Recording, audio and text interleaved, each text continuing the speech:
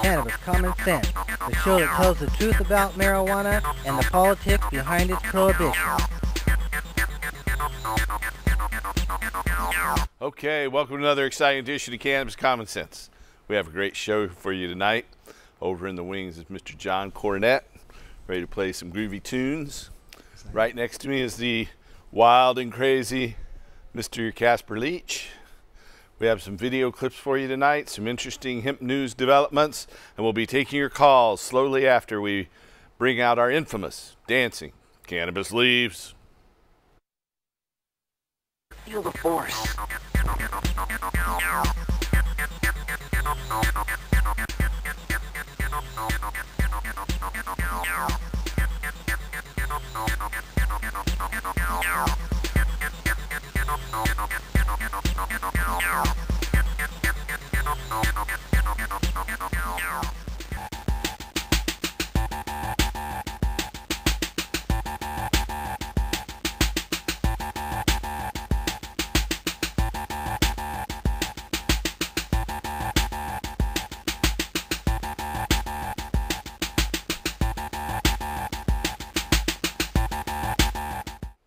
Our first story tonight from our nation's capital, Washington, D.C.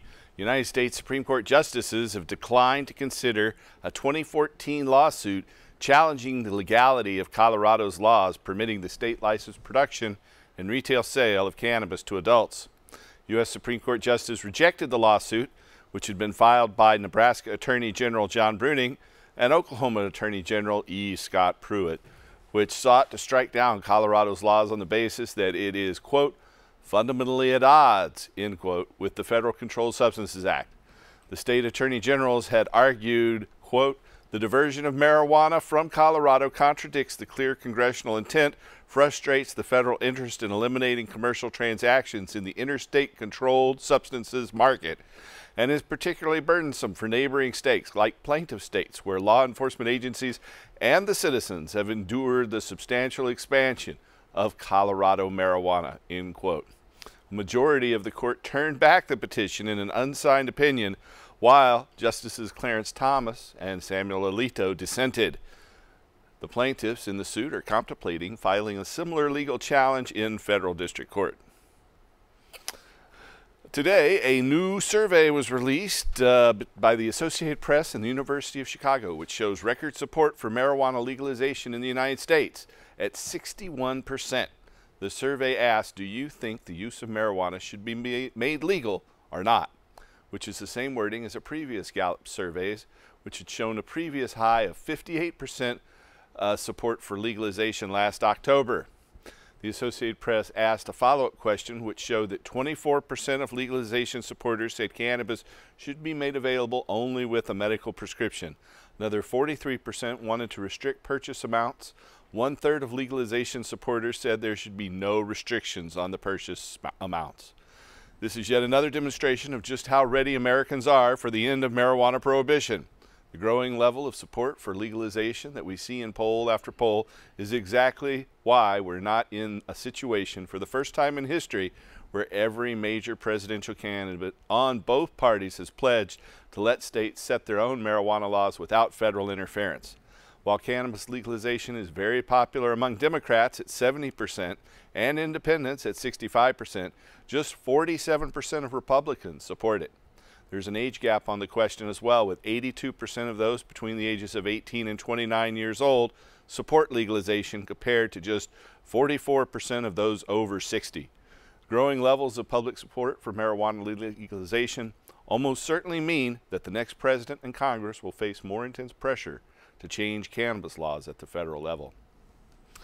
Out of Baltimore, Maryland, cannabis-influenced driving performance is significantly different than alcohol-induced driving behavior, according to driver simulator data published in the Journal of Applied Toxicology. Investigators with the National Institute on Drug Abuse and the University of Iowa evaluated simulated driving performances in subjects following their consumption of vaporized cannabis, alcohol, or placebo. The researchers reported that cannabis administration was associated with compensatory driving behavior such as decreased mean speed and increased mean following distance, whereas alcohol administration was associated with faster driving. Investigators also reported that cannabis dosing in combination with low quantities of alcohol mitigated drivers' tendencies to drive faster with alcohol, a finding that contrasts with prior data acknowledging that the two substances combined typically possess an additive adverse effect on psychomotor performance. The authors concluded, quote, THC concentration-dependent associations with decreased speed, increased time below the speed limit, and increased following distance suggest possible awareness by drivers of potential impairment and attempts to compensate. The compensatory behavior exhibited by cannabis-influenced drivers distinctly contrasts with an alcohol-induced behavior risk, evidenced by a greater percent of speed. End quote. This study, Cannabis Effects on Driving Longitudinal Control with and Without Alcohol, appears in this month's edition of the Journal of Applied Toxicology. Out of Washington, D.C., again, the National Center for Disease Control, our CDC, published a statement on March 18th discouraging urine testing for tetrahydrocannabinol, or THC, the psychoactive component in marijuana. The report, their Guideline for Prescribing Opioids for Chronic Pain, United States 2016, also warned against discontinuing treatment of patients for testing positive on urine drug test. The CDC's Guidelines and Fact Sheet advises doctors involved in opioid therapies to continue using urine testing to identify prescribed substances and undisclosed use. Sometimes patients are removed from pain treatment because of testing positive for THC. We see a lot of those in our medical marijuana clinics. The CDC pointed that out as a problem in the report. They said, quote, urine drug testing results can be subject to misinterpretation and might sometimes be associated with practices that might harm patients, e.g. stigmatization, inappropriate termination from care, end quote. The CDC recommends reducing the nature and frequency of urine drug tests for a number of reasons, including lack of reliability, expense, and other factors. The CDC states, quote, clinicians should not test for substances for which results would not affect patient management or for which implications for patient management are unclear. For example, experts noted that there might be uncertainty about the clinical implications of a positive urine drug test for THC. In addition, restricting confirmatory testing to situations or substances for which results can reasonably be expected to affect patient management can reduce costs of urine drug testing. Dropping patients from treatment programs because of marijuana only makes the situation worse for patients.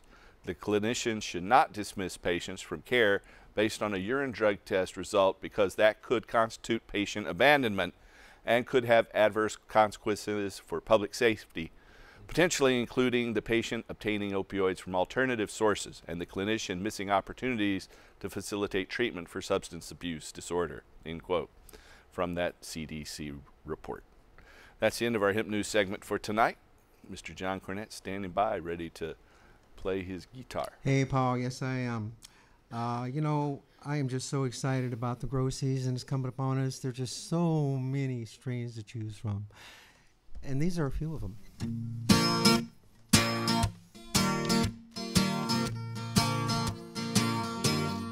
We like Trainwreck, Northern Lights. We like Shrek 2, Sour Diesel. Life is good, oh yeah. Life is good. Life is good for you and me. So good, so good, so good, so good. We like Godbud, Purple Haze. We like cheese too, Cinderella. Life is good. Life is good. Life is good for you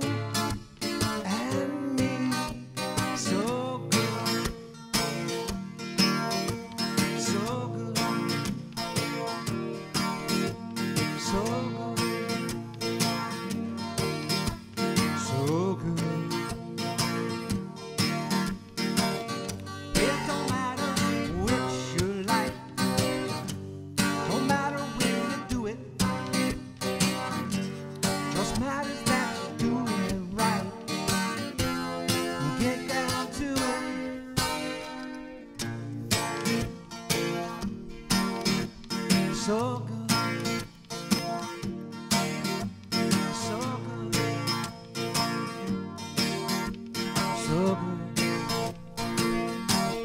We like train wreck, Northern Lights. We like Shrek too, sour diesel. Life is good. Life is good. Oh yeah. Life is good for you and me. So good. So good. So good. So good. Hawaiian Big Bud, lemon pledge, and a strawberry cough too, like that stuff. Smoke 'em if you got 'em. All right. Thank you, John. Mr. John Cornett. Hey, Casper, how you doing? Happy Friday. Welcome, viewers. Hope And you're it's- having a... And it's Good Friday, too. It is. It's a very good Friday. Of course, any Friday with this good herb in my pocket is a Good Friday, right? I guess so. I guess so. We had several of our studio people here that went to see Mr. Bernie. Want us to burn one for Bernie? Yes, there were so many people there that Bernie Sanders had to postpone going into the stadium so that everybody who wanted to see him I saw there was can an see him. enormous So, line. yeah, so instead of starting his show at 7 or whatever, it's going to be starting at 8 or 8:30. And the other reason is because Paul and Bernie were smoking out behind the studio together, and Paul Bernie's McCartney? limo just left for the stadium. So those at the stadium, Bernie should be there in a few minutes. You know, right now he is speaking, I think, to 54,000 people in Safeco Stadium in Seattle. Wow. So we got some competition for eyeballs. Wow. But we do take viewers' phone calls. If you have a question for us tonight, the 25th of March, 2016, then you can call us at 503-288-4442. That's 503-288-4442. And we have a caller who's standing by. Welcome to the show, caller. Hello, caller. Oh, they're gone. Well, this is your chance, guys.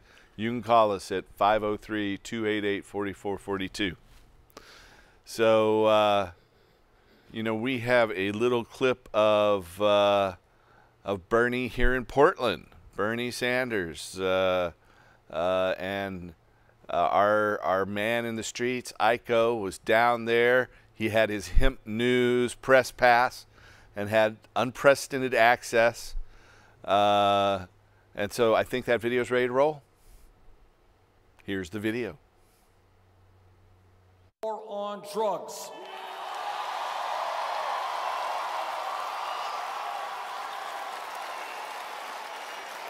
It turns out that over the last 30 years, millions of Americans have police records for possession of marijuana.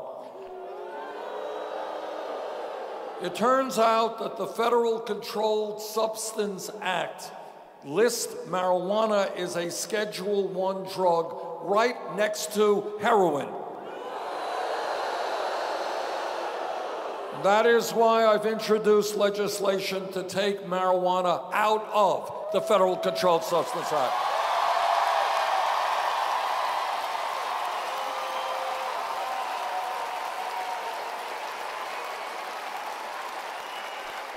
But when we talk about drugs, all of us have got to recognize that in my state of Vermont, neighboring New Hampshire, and all over this country, we have a major crisis in terms of opiate addiction, heroin addiction, and people dying every day from overdoses.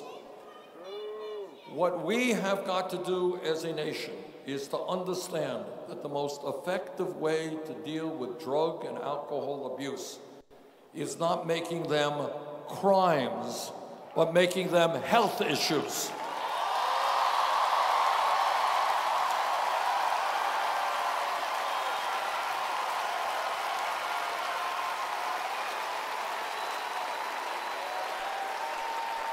And that takes us to another issue, and that is that we need a revolution in this country in mental health treatment. We're talking about a revolution. I kind of like that. So you want to try to imitate Bernie's hand movements? I like to imitate his politics. He's got some good policies, even though, you know, it is 90% tax, right? You give everything you've got to the government and then let Uncle Sam dole it out. Isn't that what he's wanting to do? No, only the people who have a lot more resources than you and I. Oh. He wants them to be paying more taxes, which only seems fair because they pay a lot less percentage of tax than we do. So, for instance, he says, yeah, the cost of health care will raise the federal tax limit, but you'll really have a savings compared to health insurance payments. So, of course, if you work for one of those big insurers out there, that probably is not what you want to hear. And it's interesting today that the press is all full of crews supposedly having 5 sexual encounters with other women, though they say it's not true. This is the first I've heard of it. I'm sure it's not true because he's so ugly he's got to pay his wife to have sex. Well, so. you had said he looked like Mr. Haney He from, does. what is it, the Green Acres? Yeah, he reminds me of Mr. Haney from Hooterville, the guy who sells you the stuff right when you need it. Well, that just explains it all. Yeah. Hooterville. What do you expect? Exactly. So Well, it's interesting to watch that circus. I tell you that. Back to cannabis. You know, here in Oregon, Hillary the wants first. to make it Schedule 1. No. Yeah. It's already Schedule 1. She doesn't have to make it Schedule 1. That's what it already is Schedule 1. That's what they told her after she said that, and then she looked kind of silly. So I thought you'd find that amusing. But anyway. Okay. We have another film clip, this time about how the first month of sales where they established a tax on adult use of marijuana, not medical, through the medical dispensaries, they brought in a significant amount of money. Yes, they did. Here's a little film clip about that. Huge amount, right? Recreational marijuana appears to be bigger business than many people expected. In January, sales in Oregon far outpaced estimates. Tax revenues were nearly 3 times what the state projected. And industry insiders say it's just the tip of the iceberg. KGW's Kylie Boshi has a closer look at the numbers and a breakdown on where that tax money's going. He's live in Northeast Portland. Kyle? And to those in the industry, this is no surprise. They've seen those strong retail sales. The question is, will the novelty wear off, or can the industry sustain this level of sales? For the first time, we're getting a glimpse at how much recreational marijuana is being sold in Oregon. Turns out, far more than expected. In January alone, the state collected $3.48 million in taxes from recreational pot. That's 3 times what state economists projected. I think that people who are not part of the cannabis world have a tendency to underestimate how popular cannabis is. The majority of tax money generated from recreational marijuana sales will go to schools. Social services will also receive funding, along with state police and local law enforcement. I think that this is the tip of the iceberg in terms of what we're going to see. Industry insiders expect sales to grow as legalized marijuana becomes more socially acceptable and new products like edibles become widely available. I think there's a lot of new markets that are going to be coming online and are going to continue to bump the tax revenues that we're just starting to barely get a glimpse of much higher in the future. Dispensary owners hope the state's newly regulated retail market will become more efficient. This is a tapestry of regulations, but every once in a while someone yanks a thread and then reweaves the whole thing. It's nuts. For now, first impressions suggest recreational pot sales are strong, delivering better than expected tax revenue. Currently, dispensaries are required to charge a 25% tax on recreational pot. The formula will change next year when that tax jumps to 17%, or moves to 17% rather. Back to you. Well, thank you. They're back to us. That's exciting. And you know our politicians are just whores for money. So you know they ain't going to give that up. Well, we'll see. We'll see how that goes. It's a good start in terms of revenue, but you got to realize while $3.5 million is a lot of money, when it comes to the state budget, it's just a very tiny amount. of But overall state revenue. It will grow because, you know, as they said, is it going to sustain? I think so. I think it's going to bring a tourist industry, and then it's going to bring its own industry. Well, they already is doing here. that. Yeah. There are people coming here because of Oregon's marijuana laws, but that's not included in this tax, nor are the taxes all these new employees working at all these dispensaries are paying included. So there's all these multiplier effects to this. Yeah. This is just the amount of money that they collected in that 25% tax at about 250 outlets that chose, medical marijuana stores that chose to Over also how many sell. days? Just like 30, 29 or 30. I think the tax started on the 2nd or 3rd of July. And so 30 days, take off a couple days, 29, 28 days, something like that. Well, and that means that those dispensaries are making a buttload of cash too. Quite a bit. So they should be supporting the movement, supporting the industry, and supporting this show and this broadcast.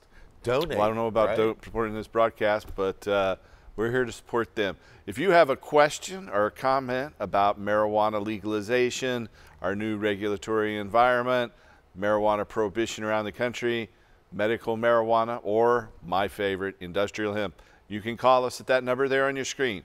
It's 503-288-4442. That's 503-288-4442. Anything new in the industrial hemp area? I know that they're trying to make headway in Kentucky and other great places, right? Yep, I think Kentucky has a huge crop planted this year. Over 45,000 acres is what I read, and industrial hemp is proceeding unabated. But so we're winning, Paul. Medical cannabis, recreational cannabis, industrial hemp. We have another phone call too. Welcome to the show, caller. Yeah. Caller. So I am an Oregon resident and also an Oregon medical patient. Hello? Hello? Yeah, are you there? Nope. Hello? Oh, now we can hear you. Yeah, and so I'm an Oregon resident and also an Oregon medical patient. And I know I can grow 6 plants as a medical patient, but can I also grow 4 plants as a recreational, as my recreational garden? Yes. Yes, you can. So you can grow grow your 6 plants as a medical patient. You can now have unlimited numbers of immature plants. You have no limit on the amount of non-budding plants you have. Also, your immature plants aren't limited in size the way they used to be. So that has been changed as well. And it's 4 plants per household. So 4 plants per household, and then as a 6 plants grower per patient for just that are budding. myself, I can have those 6 plants. And then if I have the 12, then I have to sign up with the state and go through all that process. Is that correct? Yeah. You can't have more than 12 growing outdoors in the city. There are more than 24 growing indoors in the city. And that's all just budding. So it only counts, those numbers only apply to budding plants, not to non-flowering plants. No, it's 24 plants if you have the patients for the 24 plants, because you can only have 6 per patient still, correct? Well, they have one set of rules for people who live inside cities and double that for people who live outside cities. And then again, for inside cities and outside cities, it's double that number if you're grandfathered in and you had those a number of patients there. It doesn't have to be the same patients, but the same number of patients there prior to December 31st of 2014. So you could have 12 outdoors, unless you're grandfathered in, then you can have 24 in the city. And if you're in a country, you can have 24 outdoors and 48 if you're outside the city. And those numbers are each doubled if you're growing indoors and not outdoors. They have 4 patients, correct? Yes. Yes. So you'd have to. You can't just have 24 because you're one grower growing for yourself. That's right. You've got to have multiple patients to be able to have those numbers. Right. Okay. Very good. Well, thank you. I appreciate all you do, man. Hey, you're welcome. So yeah, if you're allowed to have 12 plants, then you have 4 more. You can have 16 budding plants outdoors. If you're allowed to have 24, you could add 4 to that for personal use, and have 28. So. Yeah, awesome. Very good. Well, thank you. All right, thank you. It is a bit confusing, and things will change. The next time the legislature gets back in session, they'll make more changes. So, and they'll make it more confusing, and they'll do it in such a way that they'll even reap more money out of our pockets. Yay! We love our politicians. Indeed. If you're out there and you have a question for us, you can call us at that number on your screen. How has your week been, Casper? It's been awesome. I tell you, ever since what's her name? Nancy Reagan, is that her name? Died? Uh-huh. It's hard to even remember her name that she's gone. Oh my God, just say no. I have been in the best of moods. I haven't felt this happy in years. Okay. You know, we do have another video. We have lots of videos for you tonight.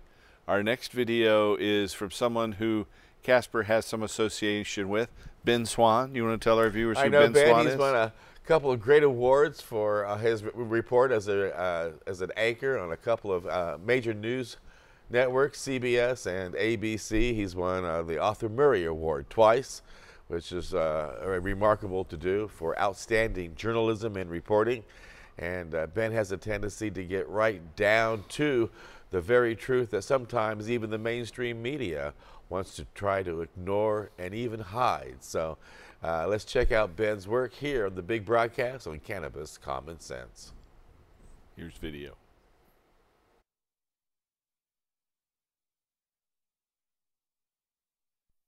For those who believe in marijuana and cannabis freedom, the future has never been brighter. Right now, there's an awakening to the benefits of cannabis for medicinal purposes, specifically something called CBD oil. But is the new CBD craze being manipulated by media and politicians? If it weren't, we wouldn't need to do a show about it. The first step toward truth is to be informed.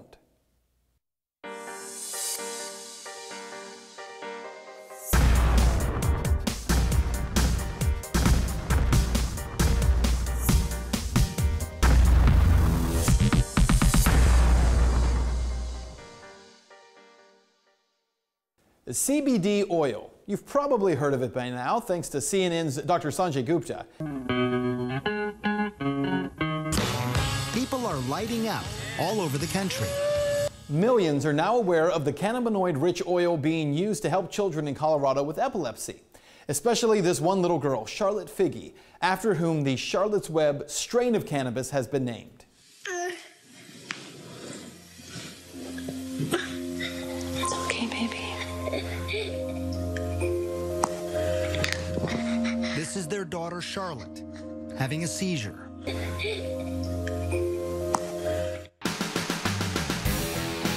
I wanted to learn what CBD oil and the push behind it is all about, so I traveled to Denver, Colorado, home to legalized marijuana and the Stanley brothers, the family behind the Charlotte's Web strain of cannabis oil. They were the ones to prove in Charlotte Figge's case that CBD-rich cannabis oil can prevent seizures in children. We had this strain that we were actually going to use for cancer patients because studies have shown that CBD helps stops the metastasizing of cancer. So we went ahead and tried it because we knew it was very low in THC, and after she had it a week later, she went a week seizure-free. Yeah, kitty. The child who had had 300 seizures a week was now down to just one every 7 days. Charlotte Figge's life was transformed by CBD oil. Now, to understand what is unique about CBD oil, you have to understand what a cannabinoid is. Now, in marijuana, there are multiple cannabinoids, including THC, CBD, CBN, CBA, and over 160 other compounds in the plant, including terpenes from the plant that create the most effective medicine. Now, to be clear, in order to get a high from cannabis, you need to have a high level of just one cannabinoid, THC. Again, that's just one particular cannabinoid. Now, in the Stanley's case, they began growing cannabis with lower levels of that cannabinoid THC and higher levels of CBD. CBD is known to be a neuroprotectant. It's also one of the few things that causes neurogenesis. So it's not just seizures that this helps in epileptics, it's autoimmune disorders, whether that's cancer, Crohn's, lupus. There's so many different types of things. It's a huge anti-inflammatory, so all kinds of people would love to have this. Today, in the stunningly short time since Charlotte Figge's story became famous, The Stanleys have thousands of patients on a waiting list for their CBD oil. As you can see, it drips down. We're able to recapture the alcohol so we can reuse it. When it's done, we're left with an oil that is more like a molasses. In fact, there are thousands of families who have already uprooted their lives and moved to Colorado for the CBD oil. Thousands more are on the way. They're called cannabis refugees. I test it again, and then I can give it to the patients. Well, all of that has led to other states wanting to legalize CBD oil. In fact, the governor of Utah, of all places, just signed a CBD bill into law legalizing possession of the oil. In addition, a bill in Alabama has now passed the legislature. It is awaiting the governor's signature to be signed into law in that state. In fact, lawmakers in Kentucky, Florida, South Carolina, Wisconsin, and many other states either have or will now consider CBD bills just this year. Well, we're, at 20 states right now, so you already have 20 laws on the books that the people wanted or the people's representatives wanted. Well, Mark's Law has a company in Denver called I Comply, which is fighting to keep small growers compliant with state regulation on marijuana. There are 8 strict guidelines that must be followed. Mark says states are jumping on board with CBD, but not with marijuana. So I think what politicians certainly don't realize when they're trying to play to where the puck was and not where the puck is going to be is that regulating just one compound greatly underserves most of the patients who really need this medicine. So even along the lines of medical efficacy, it simply isn't reasonable. Now, the reality that Mark addresses is how media and politicians are jumping on the CBD train because it doesn't get you high, but they're ignoring some very important medical facts about cannabinoids. I talked via Skype with Shauna Banda about this very issue. Start out by telling me about when you were sick, the level to which you were sick, and what that looked like in your life. Oh, I was, of course, I was diagnosed with Crohn's disease in 2002. And in that first year, I had my first bowel resection. Body was recognizing that something was wrong, and my immune system went into overdrive and essentially attacked itself. Your life starts to go downhill. You're in pain constantly, so you can't even think straight. It's hard to go through your day-to-day life when you're constantly thinking about the pain and how to get rid of it. Shona's condition was so bad that her teeth literally became soft and the roof of her mouth had turned black. She couldn't stand and says she parented her children from the couch. Described like having a stomach flu every day for years, despite all the medications and the doctors. Shauna was rotting from the inside out. Shauna's breakthrough came when she saw a YouTube documentary, Run from the Cure by Rick Simpson, which explained how to extract CBD and THC oil from marijuana. In 2001, my family doctor informed me that there was nothing more they could do. They had nothing left to try on me, so I was on my own. Shauna had started smoking marijuana just to be able to function, but she wasn't getting better. Shauna's husband at the time, he wanted to get her a vaporizer, but that vaporizer became the road to so much more. He went and got me a very old-fashioned glass dome vaporizer from the 70s, and I was reading a book, and I pinched off that hose way too long, and oil started forming on the dome. And he went out and got me a spatula, and I started to scrape it out 3 times a day, and I put whatever I could get into a gel cap. And within 3 days, I didn't need the use of my cane anymore to walk, and I started healing quite rapidly. So rapidly that I started to write a journal. That journal would become a book, Live Free or Die. Shauna's mantra for her own life and the lives of the people she continues to educate across the country on the benefits of cannabis oil today. But politicians and media are making CBD oil out to be the kind of good kind of cannabis, while arguing that THC is the bad kind of cannabis. Now listen, while that's not how any of this works, that is the case that is subtly being made. As that happens, 2 forces will likely come into play. Keep an eye on. Number 1, in order to push the market away from the small sellers and the harvesters of CBD oil, states, along with the feds, will likely create a regulatory climate that is so difficult to manage that they will, through cronyism, force CBD oil into the hands of a few, which in turn limits supply and then forces the price of the oil to rise considerably. Number 2, big pharmaceutical companies will likely begin putting out a safe and legitimate form of CBD oil. And that is already starting to happen. GW Pharmaceuticals out of Great Britain has been producing Sativex, which is a 50-50 blend of CBD and THC. They have no real research behind whether or not 50-50 is even the right ratio, and they certainly don't include the other terpenes or other chemical compounds from the cannabis plant. So we could see the bone get tossed to the pharmaceutical dog. It's certainly a possibility, but I think if more people take a stand for really descheduling marijuana, regulating it in a manner similar to alcohol to allow adults who are already out there, supply and demand economics, wanting this plant and providing a safe way to be able to provide it, is really the best model to move forward with. So what you need to know is where the U.S. government actually stands on this issue. Cannabis, marijuana. Today, it is still a Schedule I drug. That means, according to our government, it has no medicinal use whatsoever and has a high potential for abuse. Now, does our government really believe that? No. In 1999, the U.S. Department of Health and Human Services, HHS, filed for this patent for the use of cannabinoids for medicinal purposes. Also in 1999, they filed for a second patent, specifically for cannabis oil for the treatment of disease. That's right. Our government, through the taxpayer-funded Department of Health and Human Services, holds 2 patents on cannabinoids and cannabis oil to treat certain diseases like Alzheimer's and autoimmune diseases like Crohn's disease.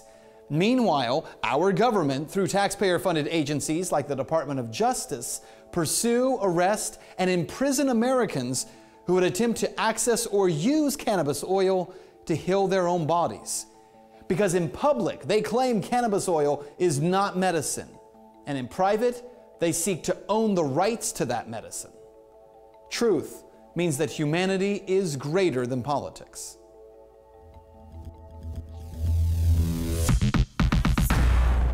All right, so now you've been informed, so what's next? Well, now it's time to get engaged, and you can do that 3 ways.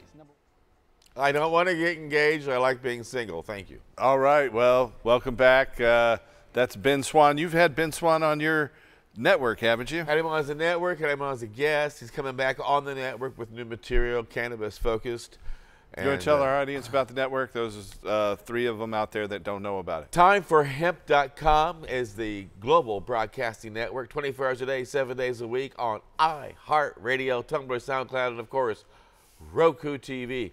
We have about 20 hosts producing about 60 hours of original material each week about the need to end prohibition. And you can find us on all kinds of smartphone devices that are already built in. If you happen to get anything from Apple, iHeart's already included. Samsung and Sony and Sharp are also including Roku TV and their smart TVs. And not only can you find the Time for Hemp Global Broadcasting Network on Roku TV, iHeart's also on. And Ben Roku Swan's TV. on your show sometimes. He is, and so we get to enjoy his wisdom and his great reporting, and we appreciate all that he does.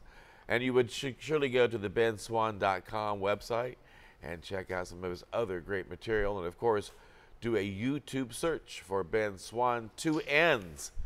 And anyway, Time for Hemp. 2 N's don't make a right. No, they don't. But timeforhemp.com is like a good joint. You can share it with your friends and enjoy it more. Thank you so much, Paul, for this shameless plug. So we have an online streaming show here. This is streaming all around the world through Ustream.tv.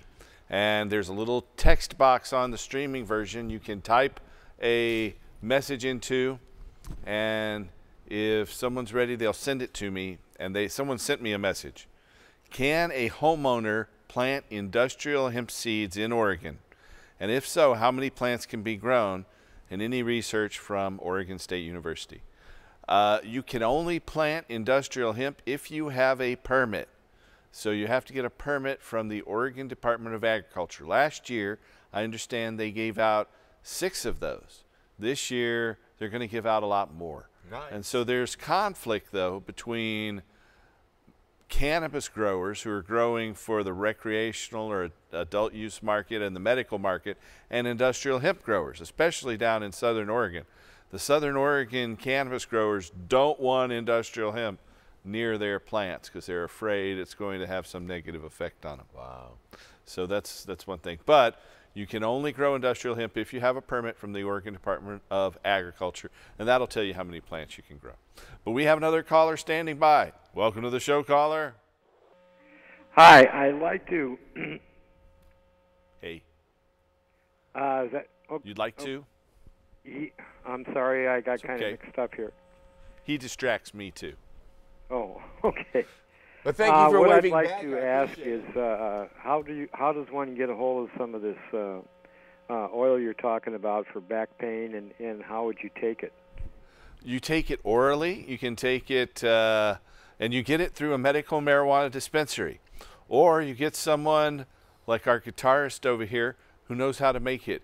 You can watch that video, Run for the Cure, that Ben Swan was talking about, and it tells you how to make it. I recommend, though, that you make it with alcohol rather than some of the other solvents that Rick Simpson recommends in his Run from the Cure video. Even though if you clean the solvents out, it's really a moot point, but it's sometimes not always easy to clean those solvents out. So if there's a little bit of extra alcohol in there, hopefully that won't hurt you. Okay, can you buy it? Yeah, you can buy it, but you've got to have a medical permit right now to buy it from the medical marijuana dispensaries all around the state of Oregon, and you don't need that, I think, up in Washington.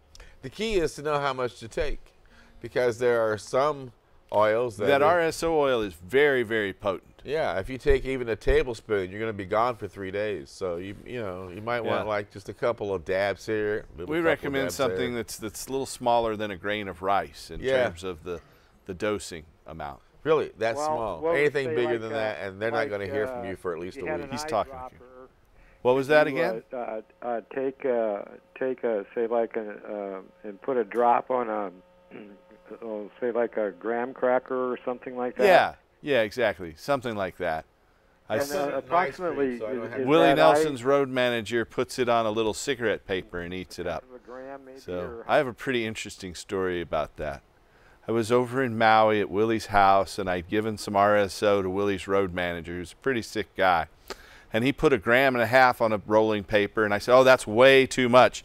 You should just put this amount, which is about 1/10 of a gram. So he said, okay. But little did I know that he gave Willie Nelson that 1.5 grams, and Willie ate it.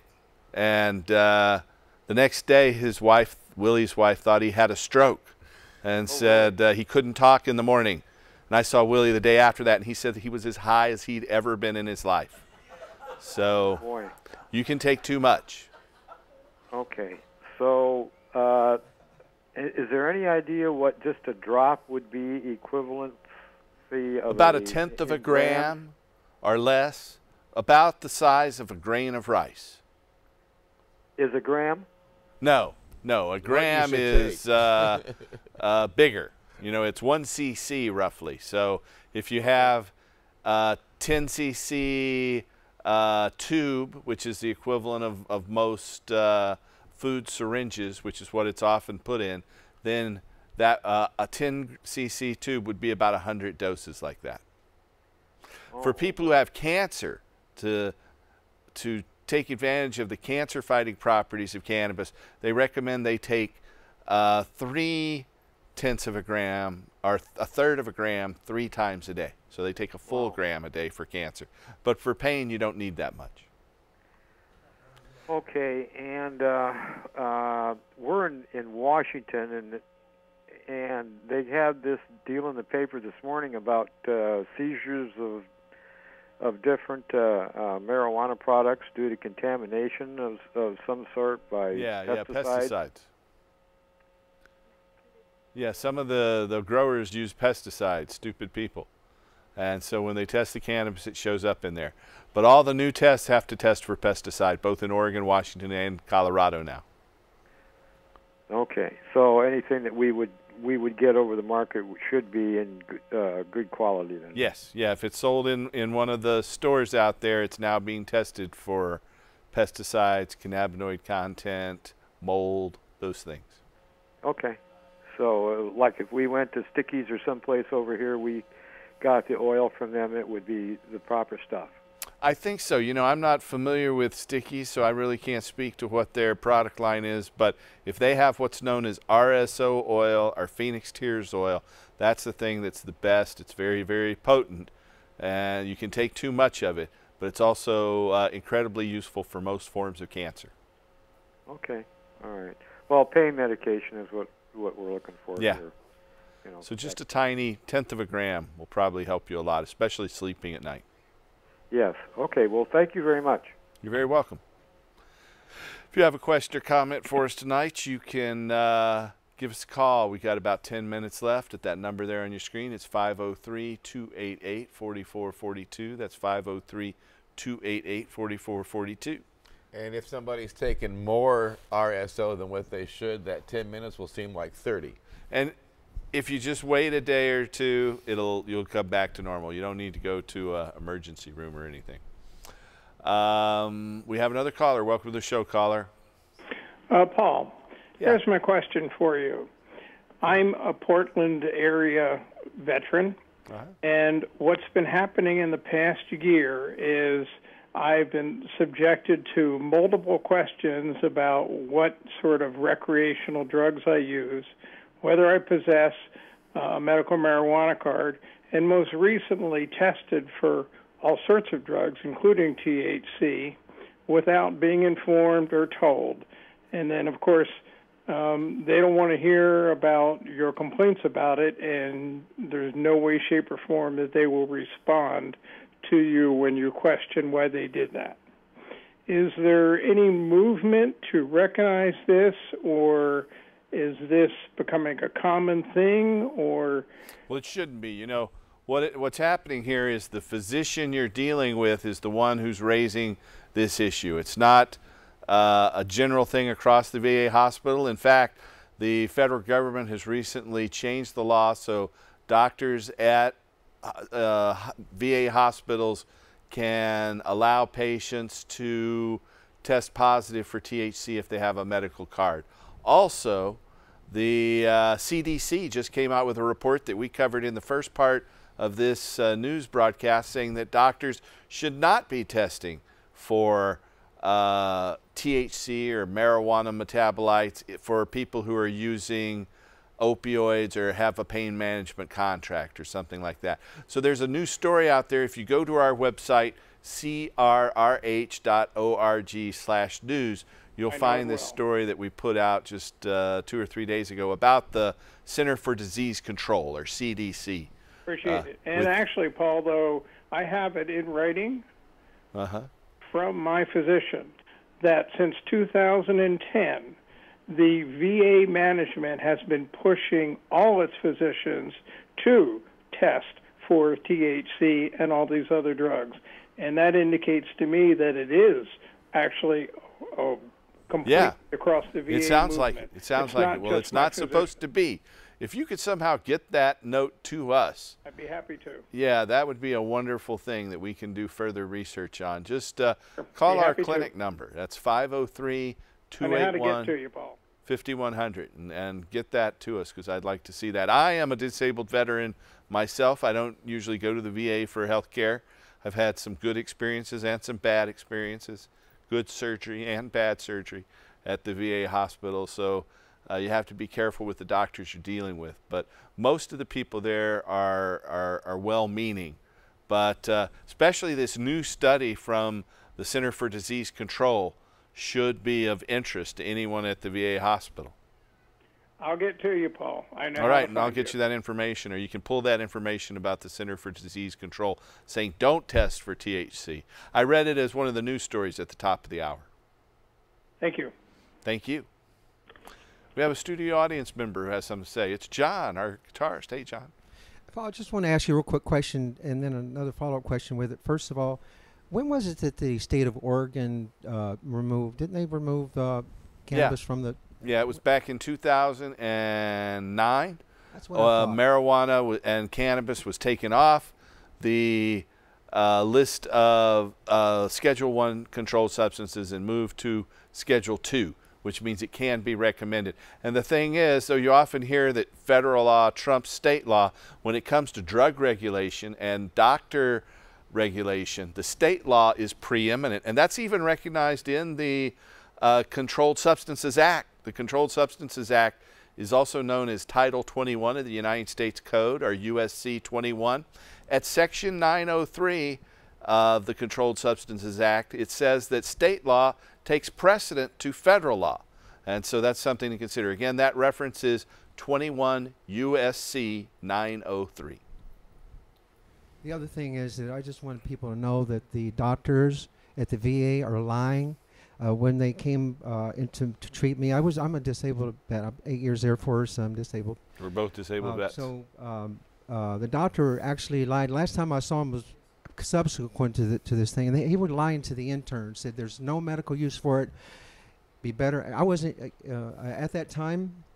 I would let these lapses go just in case they did test me. And although I found out later that if your weight is vacillating at any length, it's going to show up in any kind of blood test. Yeah, if you're losing weight and your fat cells are shrinking, there's going to be more THC metabolites that are. But anyway, released. the doctors up there, they're lying. They're lying to the interns, and I just want people to know that. They're misinformed. Thanks for bringing that up. I think we have another caller here. Welcome to the show, caller. Please discuss making tinctures for pain relief using extracts with Everclear. Uh-huh. And tell us some techniques as far as whether to heat it and carboxyl. Do you need to heat it, the bud, or can you just use shake? You can use shake, and you don't have to heat it. As long as you're using alcohol as a solvent, or you can also use glycerin if you don't like the burn or the stringency of alcohol. Glycerin has a sweet flavor and is equally adept at extracting cannabinoids and oil soluble substances from cannabis. I would highly recommend to share that with people for pain relief for their backs, etc. Yeah, that's a very good idea, because you can take a much lower dose. The RSO is very potent, where the tinctures are less potent, and they're better for pain relief. I think that's a good idea. I know patients with glaucoma, for instance, don't even need to get the high associated with cannabis to get the relief from cannabis in their interocular pressure. And so microdoses of cannabis are equally efficient. Thank you. Thank you. Thanks for bringing that up. And sadly enough, there are people who have such things like glaucoma or other ailments that could be relieved by simply taking a tincture of oil or smoking some cannabis, but would rather not break the law and therefore refrain from doing so. I know a lady in Indiana who actually went blind with glaucoma because she did not want to break the law, and I just figure I would rather keep my eyesight as opposed to any man-made law, but she was raised in such a way that you followed the law, and she did not want to spend any time in jail or fight it, so it's sad. It's really sad. We are down to just a few minutes left here. I just want to tell our audience that medical marijuana is still a useful substance here in Oregon, Washington, throughout the United States. We have a physician referral service where we can help you find doctors all across the country. If you need to find a physician who can help you get a medical marijuana permit, then you can call us at that number there on your screen, 1-800-723-0188. That's 1-800-723-0188. If you are here in the Portland area, you can call us locally at that other number, 503-281-5100. That's 503-281-5100. There's just an answering machine on there right now, but you leave a message and someone will call you back Saturday or Monday. So if you need to find a doctor, we're more than happy to help you do that. Casper, you want to tell our audience one more time about your radio network? Jeepers, He's yes, got a Paul. radio network. I got my own radio network, and I get to play with all of my friends talking about how wonderful cannabis is every day. And it's a great way to play because we're raising the voice of a lot of activists who have been trying to get the word out, and patients and lawyers and researchers. We have so much important information about how cannabis can heal, hemp can make jobs, and we can even make the planet healthier just by ending these prohibition laws. So get on board with timeforhemp.com and share us with your friends. And golly, Paul, thank you for the shameless plug. Sure. I have one last online question. It says only 1% of dispensaries are black-owned.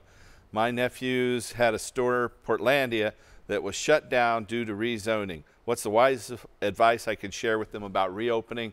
Look at the Oregon Department of Health's map and see the best place, but we encourage minority ownership and participating in the medical and recreational medical programs. So take advantage of those by all means. We need to see more minority ownership because minority communities are disproportionately impacted by prohibition laws. In fact, just this week, it came out that Richard Nixon waged the war on drugs to suppress black and anti-war protesters. They ramped it up because they knew they could arrest people based on these drugs because black people and anti-war protesters were not Nixon favorites. So he went after them with drug laws. We're going to go out with another great song by Mr. John Cornette. We'll be back next week. We have Kristen Flohr and another person to talk about drug prohibition. So tune in next week and help us restore hemp.